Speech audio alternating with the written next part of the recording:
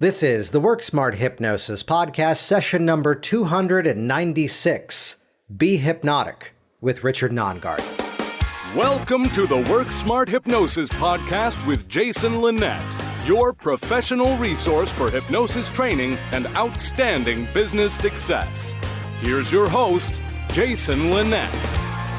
Welcome back to the program, and first of all, a huge thank you to everyone who has checked out the brand new podcast, Hypnotic Language Hacks, available everywhere you can find podcast, and plus, that one goes out on video on YouTube as well, so check that out over at jasonlinett.com. So the story goes about this week's episode, though.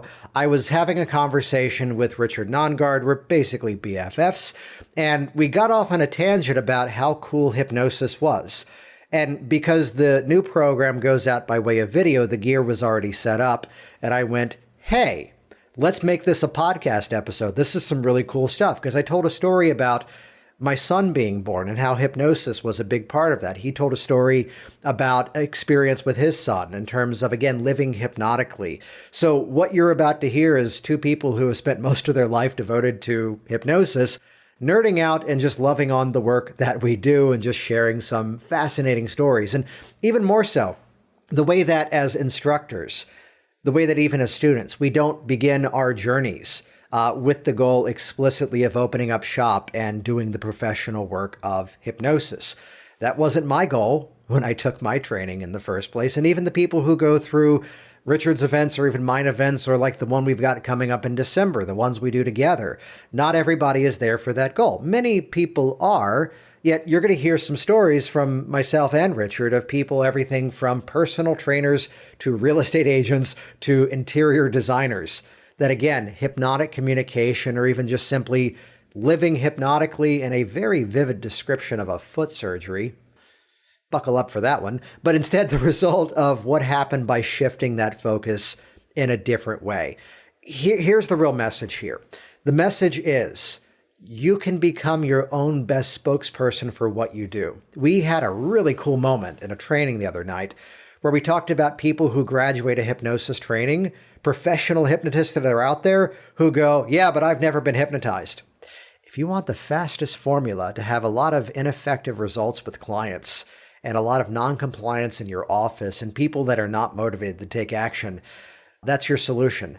Respectfully, stop saying that crap and work on it. This is where it's so important in a training to have a lot of hands-on experience where the students are experiencing and ratifying the hypnotic state. This is where both he and myself, we make use of, he calls them informing moments, I call them convincers, basically hypnotic phenomenon. So people have the visceral effect of the technique. I tell the story of a session in what you're about to hear of the moment where I said, and I've released this as a podcast episode. There's a lot of show notes here, by the way, in this week's episode. worksmarthypnosis.com/296, because it's where I did the keynote at the ICBCH conference on hypnotic framing. And the moment where I say to a client, now this is the part you're going to be talking about later, because check this out. And it's a moment of hypnotic phenomenon. And what happens? The client talks about it later. We talk about the importance of the raving fan business model. So we were on a conversation, which, by the way, this episode we recorded video. I already had the gear set up. You might be watching me right now over at the Work Smart Hypnosis website for this specific episode. While you're there, check out worksmarthypnosislive.com. We do an online certification training, which you are going to be surprised and delighted about how interactive it is. This is not just watching lectures. This is not sitting in front of a computer for 10-hour days for a long time, which that sucks. Instead, it's this hybrid approach where you're interacting with the training materials in advance. Then we're gathering together for a 3-hour module. Students from all around the world. We've got the UK, we've got Australia, we've got someone in Mexico for the next event coming up too. So, and half the group tends to be brand new to hypnosis. The other half tends to be people who are stuck inside of scripts and rigid protocols, and they want, one, the evidence-based approach from Richard, and two, my approach in terms of hypnotic phenomenon and the creative applications of working in the moment, scriptless, with the client. That's the end goal of what we share with each other. So this is an online professional training and certification program. It's interactive the whole way through. You get lifetime replays to everything as well. You can check that out over at WorkSmartHypnosisLive.com. That'll bring you directly over to the next online live hybrid event. All the details there. Read through it, watch the videos, because you'll see exactly how we make that work. We've been churning out professionals in an online platform. And if you want to do hypnosis online even better, it kind of makes sense to learn it online. And that's exactly what you get the experience of doing. So check that out, WorkSmartHypnosisLive.com. However, here we go today, episode number 296 of the Work Smart Hypnosis podcast, Be Hypnotic, with Richard Nongard and Jason Linett. So Richard and I were having a conversation about something, and suddenly it turned into, wait a minute, your lighting is good. I'm already set up. Let's turn this into a podcast. So with that, Richard Nongard, how are you? I'm great. It's good to be a guest on your podcast once again. There you go. There you go. The theme of this was be hypnotic, which this is a phrase that I've used at times inside of what I share. It's one that I've heard you use as well. That really the whole premise is let's do a podcast episode talking about hypnosis without necessarily direct hypnotic applications. So just to kind of kick things off, and we'll bounce back and forth on this, I'm sure. When you think about your career, yes, we've learned hypnosis, and yes, we use it with our actual clients, but are there some side effects that you've kind of noticed along the way, sort of beyond the personal change aspect of the work? Absolutely. I always tell people that my job is not to hypnotize them. My job is to help them to become hypnotic. Mm-hmm. And hypnosis is a resource state that is well within the reach of all of us. And in my life, over the last 30 years of doing hypnosis, not only have I seen clients learn how to live hypnotically, but the benefit is that I've gotten as much benefit from my client sessions as they have, and my life has become hypnotic. I intuitively understand situations that perhaps used to baffle me before. I have found that I have peace and calm in the middle of stressful situations. My first experience or inclination tends to be a positive coping strategy rather than maybe the negative coping strategies I used years ago. And I don't attribute it just to becoming older and wiser. It's because I look at life as a big, giant hypnosis session. Mm-hmm. I love that as a mindset. I was glancing at my phone, not because I was distracted, but it reminded me, and we'll find it and we'll link it in the show notes. We've been making it easier now, worksmarthypnosis.com/296. That's how many of these we've done. 300 is fast approaching. But there's a podcast episode, the Tim Ferriss Show, where he was interviewing military personnel, Stanley McChrystal. And there was a moment, and my memory of it may be more cinematic than what it was. But in my memory, it was that he asked the question of, do you meditate? And at first the answer was no.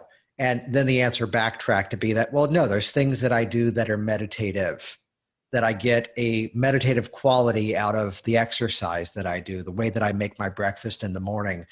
And that suddenly hit in terms of, yes, we can do a formal process of hypnosis. There have been times that it was helpful to sit down, close the eyes, and run a method of self-hypnosis to address something, but also to pull out that hypnotic quality of, the things that we often say to clients. You're driving somewhere, you're thinking of everything other than driving in your car, and you still end up where you'd like to go.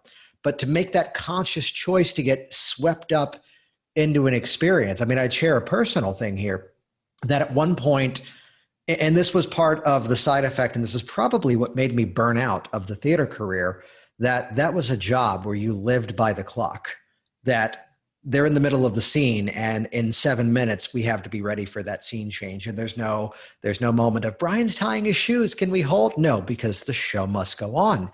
And even so, to reverse engineer, the actors show up at this time, the set has to be cleared by that time, and there's a rental coming in on Monday, and we have to clear for that. And it was this by the clock mindset. So I indirectly from that kind of developed this challenge of not being able to be really in the moment, that I was always observing it. And it was by learning some of the principles out of NLP, specifically timelines, more so about switching it rather than just going, okay, now float above it and do this.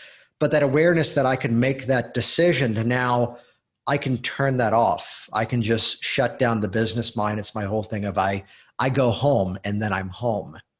That ability to switch that timeline. That's hypnotic living. There's an old expression that sharpening an axe isn't actually chopping down a tree, but it's a whole lot easier to chop down the tree if you sharpen the axe first.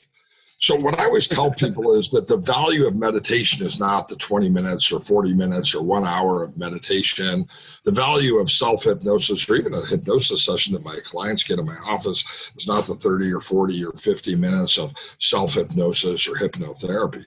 The value is that when they internalize the experience and then take it to go with them so that life becomes a meditation. The goal of 20 minutes of meditation is so that we can literally meditate 24 hours a day. The goal of a self-hypnosis session so that we can make life hypnotic and experience everything ranging from stress to our physical state to the decisions we have to make with a subconscious automatic response that's in our favor rather than the chaos that we typically have when we're sort of using the evolutionary part of the mind to reach into our past so that we can predict the future.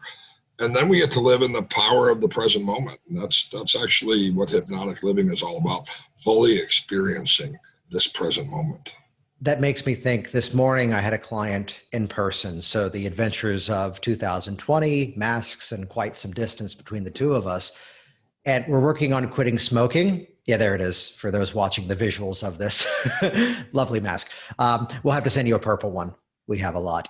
But the experience where I could pinpoint the moment that it was a stop smoking session. We met for about 2 hours.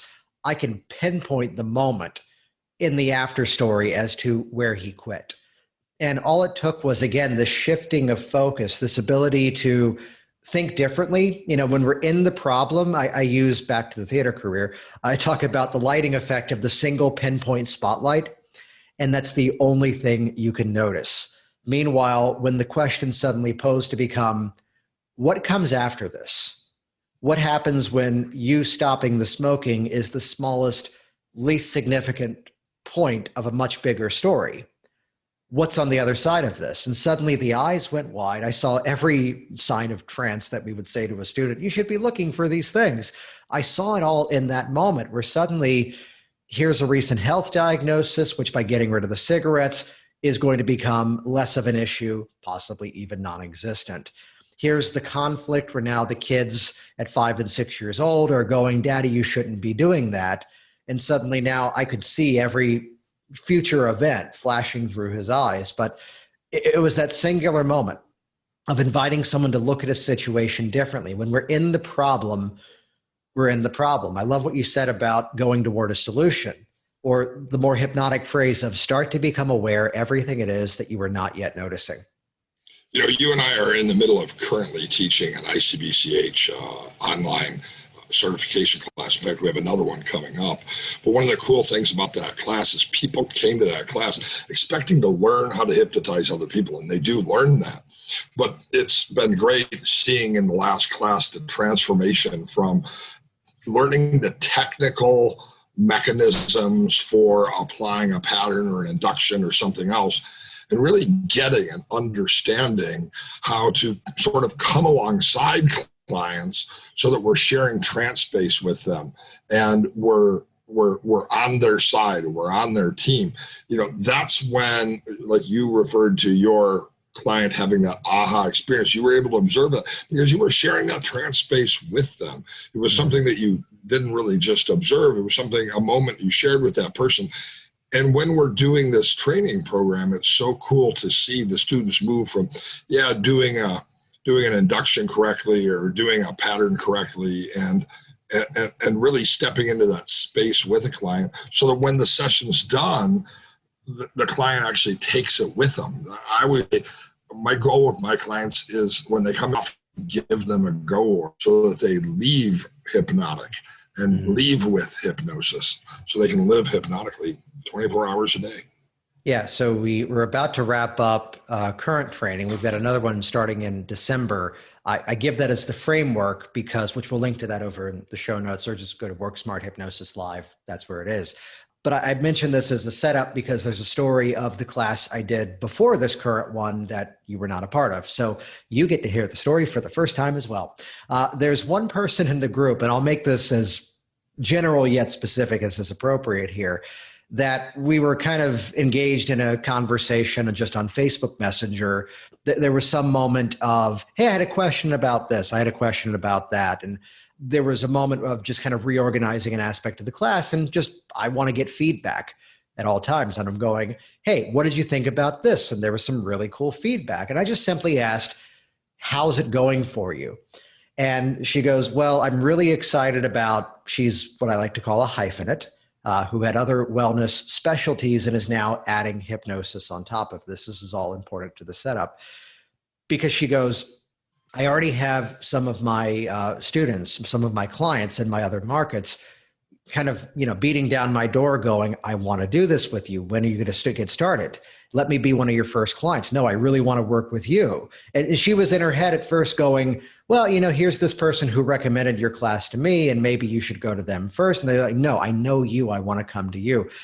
The number of personal breakthroughs that I got the side story as to suddenly, again, notice everything that you were not yet noticing. That we find this moment where suddenly, back to the lighting metaphor, the work lights turn on and we see everything for what it is. This brings me back to the simple fact that, and I'm sure you've got stories of this too, not everybody takes a hypnosis training with the explicit goal of opening up shop and becoming a hypnotist. I had a guy, this goes back about 7 or 8 years now. He was on a student visa from somewhere in the Middle East, and he's over at a major university here in Virginia. Look at the geography, take a guess. You're right. And he was there, and it was a program for physical therapy. So he is, 5,000 or 6,000 miles from home, stranger in a strange land, going through this educational program, interrupting his entire life to now be here for a few years to get this degree as a physical therapist. And think of the expectation, think of the buildup. And now he's hearing from his professors, look, you're going to teach people exercises, but they're not going to do them. That's why you schedule them for 24 appointments. And he's hearing that. And I don't know the Arabic equivalent of there's got to be a better way, but there has to be one. And he starts to look around and he sees research. He found some of the studies. I always point to the 1996 Irving Kirsch study where everybody was in a diet plan and half the group were doing hypnosis to reinforce it. You and I have talked about this one before in a previous podcast about hypnotic research. We're referencing everything. WorkSmartHypnosis.com, 296. That's where you'll find everything. And he found a study. I don't know if he found that one, but he found one like that one. And he goes, oh, wait, here's the thing that helps to increase compliance. Let me go do that. And luckily the training I was doing happened to be during a class break. And the end result, let's fast forward to the end.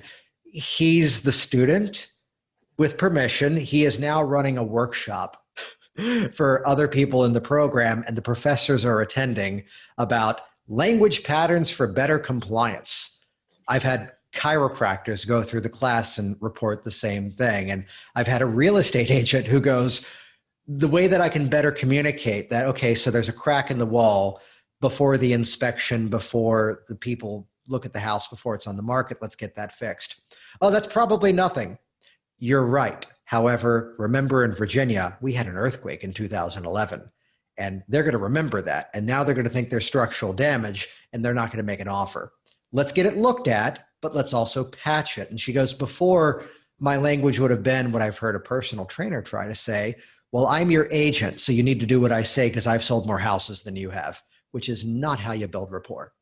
She goes, I could present it now to be their benefit.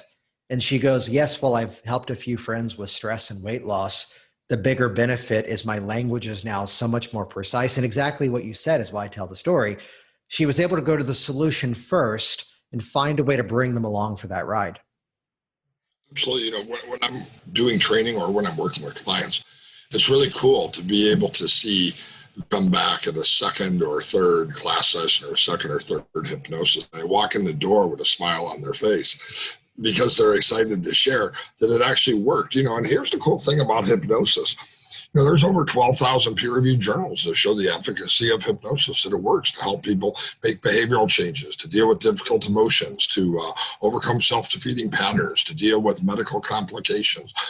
So we know hypnosis works, but when people experience hypnosis and they walk in the office, that smile's on their face and they have something really they're ready to share. This also becomes, in my practice, my best source of referrals.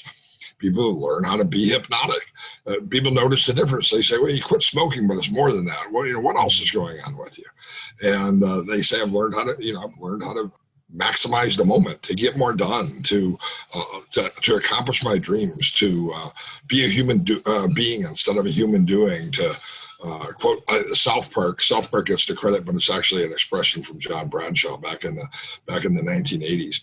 And it's really cool to see how the power of hypnosis changes people. You said a moment ago that some of your students don't come to the class with the intention of quitting their job, opening up a hypnosis clinic and being a full-time hypnotist.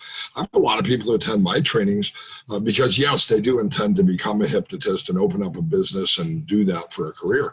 I have a lot of people, like you said, who recognize, hey, by becoming hypnotic, I can enhance my sales rapport, my sales closing techniques, or if they're a healthcare professional, my interactions, my bedside manner. I have people who simply come because they want to benefit themselves.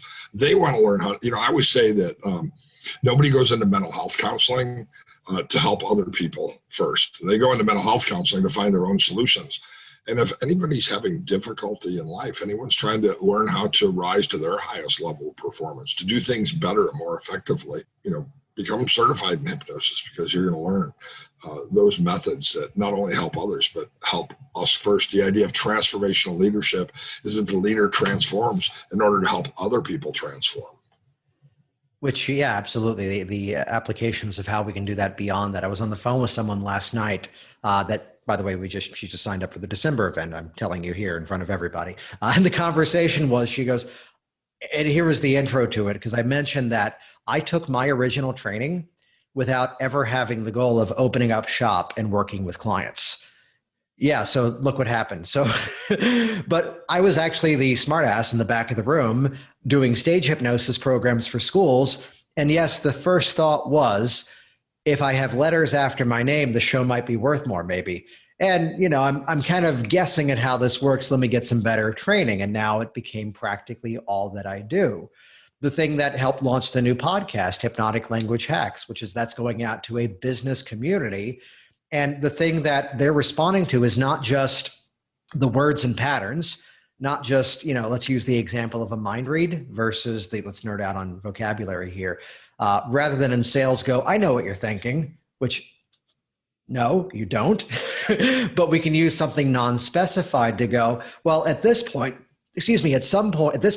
some people might be wondering the next statement, which then you're inviting them to then grab a hold of that belief system and realize that might have been one of their objections. If you explain something in advance, it's education. If you explain something after the fact, it's an excuse. And right there's the value of a quality pre-talk.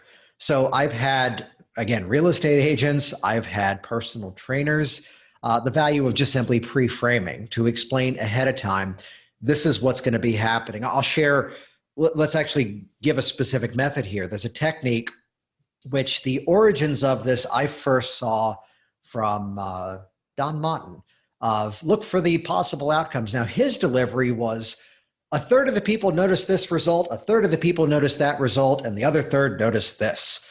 And I took that and kind of changed it to go, well, let's stack the deck. The overwhelming majority of people notice this response, and others may notice that response, but then a few people may notice this one. So I changed the sort of measurements of how those things are presented, very clearly leaving out the fourth option of nothing happened, nothing worked.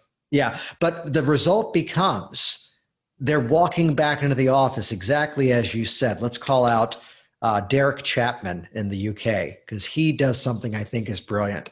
he takes, with permission, before and after photos of his clients. All of them, even not just for weight loss, because as he calls out, he goes, they look younger, they're carrying less stress. So if I can present the viable options as to what results you're going to notice, and because now the majority of people notice this response, as you said, they're coming back in and they're carrying themselves differently, like the photos that Derek does. You see it in their face. I've always said I'd like to take a picture before the session and at the end of the session, one session. Yeah. Because there's always a huge difference. Let me tie up the end of that in one training, this event specifically was a weekend course, and there was a chiropractor, and of all things, there was an interior designer. And to hear how both of them went, you know what, I've been using that this week. And the designer, she goes, my clients are reaching decisions faster and they're not expressing buyer's remorse. I'm going, no, wait, come back. Let's do the colors again. The chiropractor goes, my patients are actually doing the exercises I've taught them. What the heck? I go, you're welcome. So the way that we can stack the expectation, it's not just the individual words, but it's where, you do your skills building induction. There's an approach you do in terms of how, this is what's great about training with you, that you have your way of doing it. I have my way of doing it. And our students get both. And there's times where we respectfully argue. And they end up developing their own way of doing it from the many different options we teach them. So in that class, here were two people in two different industries who took a technique and made it entirely their own. Both of these people, just as a hobby, occasionally, sometimes for pay, see paying clients as a hypnotist. But the sort of macro result of using the communication modules is where they're seeing some of the biggest of impact. I'm curious in terms of a personal side of it. I know you've talked at times about getting over a fear of flying. Yeah, I've used hypnosis to change my life in many different ways. But clients ask me, I do my pre-talk, I do paperwork in my office, and then they say, have you ever used hypnosis? Everybody should be able to answer that affirmatively. We should be, in order to help our clients, exceptional subjects. We should be good at self-hypnosis, and we should actually work with other hypnotists to address some of our own issues. Decades ago, I was afraid to fly. But the reality is I'm, executive platinum on American Airlines, and I love flying, and I fly all over the world now. I've used hypnosis in a number of different ways. I've dealt with chronic pain. I've had, multiple orthopedic surgeries. When I went back to my foot doctor after having an artificial joint in my foot, the nurse said, as soon as I walked in, she said, "Doctor, be with you in a minute. Do you want me to refill your medication?" And I said, "Well, that's not possible." She said, "Well, sure it is. I'll just call it in." I said, "Well, in order to refill it, I would have had to fill it in the first place." And she said, "You didn't fill your pain medication?" I said, "Well, no." She said, "Aren't you in pain?" And I said, "Wow, now that you brought my attention to it, I suppose he did just cut my foot open, rip out the joint, sand down the ends of the bones, insert an artificial joint, sew my foot back together. Yeah, it hurts like heck." And she said, "And you don't need any pain medication?" I said, "This is reframing." I said, "Oh my gosh, I guess it does hurt, but it feels so much better than the pain that brought me here in the first place. Yeah, I feel wonderful." And she just looked at me and she said, "Weirdo, doctor will be here." But that's about living hypnotically, being able to apply the solutions to our own lives. I'm flashing back to part of the story when my wife delivered our daughter.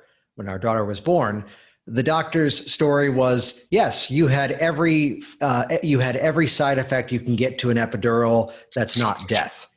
And it was excruciating for 3 days, and it became the classic, what's now hypnobirthing story of the next one's going to be different. So it was a funny moment where it surprised me, where Michelle goes, "Hey, we should look into hypnobirthing."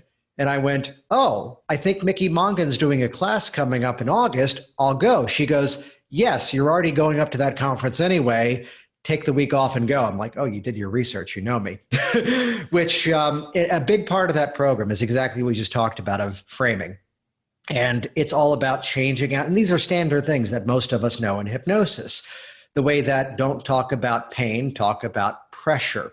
The same way as in, the aspect of rather than difficulty, talk about opportunity. It's where you put your focus. The same way that in business, sometimes there's the client who might forget the session despite having amazing systems that remind them. And it's surprising to people that I don't have a cancellation fee. I don't have that in my business. Now I have a rescheduling policy. And yes, they're the same thing, but the difference is cancellation fee, we hear that as a penalty. Rescheduling policy, they are apologizing and even thanking me if we end up enforcing it and then rescheduling their appointment. So in hypnobirthing, it's not a contraction, it's a surge, which is a good description of what's happening. And I had this aha moment of, hey, damn, that actually works. When our son had been born, she delivered, she goes, it was not pain-free, but I was in control of the entire process. Only about an hour after he was out in the world, did she go, I think I could use like a Tylenol or something. And just 2 over-the-counter things is what the nurse brought her. We're then from that room in the modern medical system, we're then from that room into another room for 24 hours before we can take baby Max home. He's now 7 years old. And the shift changes. And the new nurse walks in and she's got the clipboard. There's the big image on the wall of the frowny face and the happy face and the numbers from 0 to 10. And out of her mouth, she says, which we had an amazing doctor for this because she goes, oh, good, natural childbirth. You've got my phone number. Just text me when you're ready. It's just, she got it. And the new nurse comes in and on a level of 0 to 10, where's your pain? And in that moment, I could see Michelle, I could feel myself. We both winced because for 3 days, we had never used that word. And she suddenly goes exactly what you just said. She goes, oh, I feel it now. Huh. Yeah, it's amazing how noticing things makes a difference. And that's why when I do hypnosis training and people are like, what's your favorite induction? I think it's going to be complicated. My favorite induction is a skill building induction. I teach them the skills that are going to be of benefit to them when the session is long over so that they can essentially access the resource states we create in my office on their own. And sometimes new hypnotists who are business inclined say, well, doesn't that keep them from coming back? They can do it themselves. Well, one, it increases my referrals. But people love to come back, and they come back because they want to continue the mentorship. And as a hypnotist, I view myself as a mentor, really helping them to apply these things in a number of areas of life. Yeah, so today's episode was, we were already having a quick conversation about something and nerding out on hypnosis. And again, hey, we need to share this with people. Some of these stories I haven't told here before. I don't think I've talked about the birthing process. You've mentioned we have our live and online hybrid training that's coming up. And the structure of this is cool. Really cool, where we're gathered together. The first event is coming up on December 1st, and it's a weekly event. And it's the whole wonder of the reverse classroom, where in advance of the actual training time, you're interacting with the videos, you're learning on your own time, which becomes really cool because then we're only gathered together for a 3-hour block. And very often, brief bit of discussion and 3-hour block on a weekly basis. Yeah, and this was amazing because we've had them practicing some pretty advanced stuff. And the group we're just wrapping up with, it's just a rock star group because they were jumping in 2 weeks ago, like halfway through. They were regressing to positive experiences and drawing out resources and establishing anchors. We're very often in the middle of a class for most trainings, they're reading a script and then here's another script. So it's about getting into the actual mechanics of what's working right now in a modern profession. And this is what kind of came out of this indirectly, that more and more people, this was the conversation last night. She goes, I'm kind of fed up with my job. And I was a client of hypnosis years ago, and something about this is fascinating me. I'm not quite sure yet where it's going to take me, but I'm kind of compelled to go, I want to learn more about this and put this into use. But that ability to, again, utilize the skills and practice, here's the reality of it. This is that sort of new normal of having a viable action of working with clients online. The guy who I saw this morning, it's been 3 weeks since I had a client in the office. I've been seeing everyone online. He was local enough that I'm like, well, yeah, we can do it. Come on in, just, masks by the door and all that fun. But the aspect of if you want to get really good at working with clients online, it kind of is logical to learn it online as well. And the ICBCH, we've been doing online training for 15 years. There's some other groups that are finally realizing you can use the internet to train people. But I can get a bachelor's degree in electrical engineering online. I can get a doctorate in clinical psychology and become a licensed psychologist online. There's no reason one can't learn hypnosis online. The issue for us as instructors is to be able to create into the online learning experience mechanisms for feedback and practice, and then integrating that practice into their opportunities in their real world. But a good instructor should be able to do that. They do it in colleges and universities all over the country, and actually high schools and middle schools now.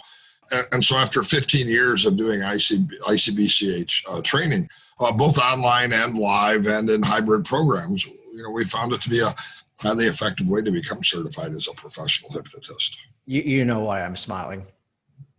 Yes, I do. Yeah. Trusting adults to learn online for 15 years. No, but the aspect of I've been training professionals online. You've been at it for longer than that. Yeah, since 19. God, how old are you, Richard? 90. I'm really old. I'm old enough. I've been doing my first NLP pattern I learned 37 years ago. I actually dye my hair, so that's why it's black and blends into my background. We're doing this one on audio, but also the cameras. The grays in the beard, I'm letting it go for right now. I've been doing this for a long time, but the thing is, I've been doing online education for a long time also. My first website in 1999 was http://www.gelstar.net/Nongard. And so, mental health professionals who I've been training since the 90s have been learning online. And I've been doing hypnosis training online and in hybrid programs now for 15 years or more. And I love you, but it's a website. It's not MS-DOS. It's a /. We could still be friends, though. So if you head over to Work Smart Hypnosis Live, that's our next event. Now, we keep it down to a small size group because that way when we go out into the practice sessions and the breakouts, then we're able to hop in and monitor and give specific feedback along the way. The key thing too is this is what helped us to fill up our Train the Trainer event, which we don't have one of those scheduled yet, but hypnotherapyboard.com, you'll see that as soon as we announce the next one too, for those that are probably in February. Probably in February. But it's where someone who signed up was announcing an 8-day training that were 9-hour days, which again, in our language, there's got to be a better way. The fact that nobody wants to sit on Zoom for 9 hours a day. Yeah, Michelle got a master's in arts and administration, and only a few of those were actually in real time. They were watching and reading in advance, which makes it so, again, as the class gathered at a major university to get a master's degree, they were watching and learning in advance, which made it so as they gathered, the grading of the class was based on the active discussion of the themes, because arts administration, that's nonprofit arts, that's fundraising, that's development work. And so much of it was about the facilitation of the relationships. And I was watching her as she was doing that. And I know the timing exactly because she walked across the stage and got her degree with our daughter Claire and a Bjorn 2 days old. This is a theme of ours. That's why we only have 2 kids and we're done. But the experience of how we can enhance a training by making it so we can capture the event, students can go back and learn it and watch it over and over, and then they're enhancing it by looking at material beyond it as well. So sharing our stories of living hypnotically, being hypnotic, but also an invitation. If this is not how you were trained, if you find yourself still kind of stuck with scripts and rigid protocols, which those are great, frameworks equal freedom. It's then as we learn to break away and work creatively with our client. We've got a crew right now that they're wrapping up. They're graduating the Tuesday before this releases on Thursday. Half the people are brand new to this. The other half are well-seasoned and significantly trained, but noticing those gaps of wanting more flexibility. You hinted at this earlier, but let's elaborate on the importance of, as former guest Curtis Ryle said, of not doing throw spaghetti at the wall hypnosis, but instead working from an evidence-based approach. Can you expand on that further? Well, there's tons of studies that show hypnosis actually works. When I have a new client in my office, which is actually a very important factor, it turns out. Yeah. But, I should start with the methods that we know are actually most helpful. And hypnosis isn't a mystery. They've been researching it for decades. There's piles of research, not only on does hypnosis work, but when hypnosis does work, it tells us what methods were used. And when we teach new hypnotists those methods that are evidence-based, they improve their efficacy. They help people become hypnotic. And they get increased referrals. So, of course, I'm a big fan. That doesn't mean we can't be experimental or experiential. What it does mean is that my obligation is to my clients. So I go with what's most likely to help them first, and then go down from there into the other strategies or techniques or ideas. Awesome. So you can check it out over at worksmarthypnosislive.com. We'll send that directly over to the next online event, which spaces are filling up for. Be sure to check out the show notes for this episode too, worksmarthypnosis.com/296. That's the episode number, because we've mentioned everything from hypnobirthing to Tim Ferriss to military personnel, like you do. Richard, any final thoughts for the listeners out there? Be hypnotic in everything that you do. Look for hypnosis everywhere. Probably 15 years ago, I was wandering around the botanical garden in Montreal with my son, and I made a video, and I just titled it Hypnosis, because we spent the day looking for hypnosis that was naturally occurring. Hypnosis is all around us, and so learn how to be hypnotic rather than to simply do hypnosis. Life will transform for you and your clients. Jason Linett here once again, and as always, thank you so much for interacting with this program, for sharing it on your social media streams, leaving your reviews online as well. I love those. And once again, you can head over to worksmarthypnosislive.com to learn all about our upcoming hybrid online certification event. And look, even if certification is not your goal, look at the amount of stuff you're going to receive, look at the skills and outcomes you're going to create. And as someone who teaches the business strategies of what's working to bring the clients in, you're also going to be getting from me what's working right now to create powerful change in a rapid amount of time with your clients, whether you're in person, from a distance, with masks, or even online. Join us, worksmarthypnosislive.com. See you there. Thanks for listening to the Work Smart Hypnosis podcast at worksmarthypnosis.com.